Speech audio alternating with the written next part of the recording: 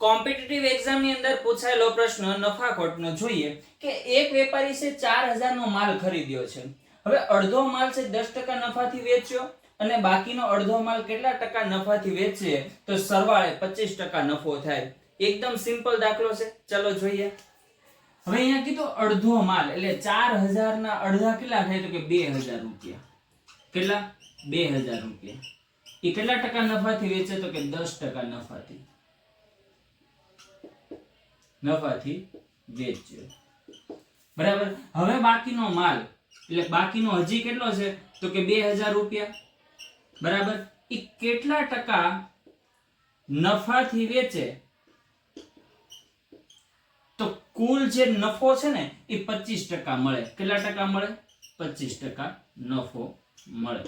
જ્યારે આ ટાઈપનો દાખલો હોય, જ્યારે આવી રીતનો દાખલો હોય ને સરખા બે ભાગમાં વિભાજન થતું હોય ને ત્યારે સિમ્પલ છે. ત્યારે શું કરવાનું તો કે બીજા ભાગનો નફો મેળવવા. બીજા ભાગનો નફો મેળવવા માટે કુલ નફાને 2 વડે ગુણી નાખવાનો. કુલ નફો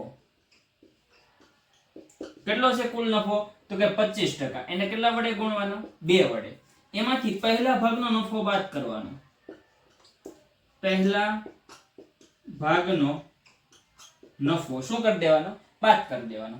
હવે ધ્યાન આપો 2 ગુણ્યા કુલ નફો કેટલો છે તો કે 25% માઈનસ પહેલા ભાગનો નફો કેટલો હતો કે તો 10%. બરાબર. 25 દુ કેટલા થાય તો કે 50% માંથી પહેલા ભાગનો 10% નફો બાદ કરતા કેટલા આવે? 40% આવે.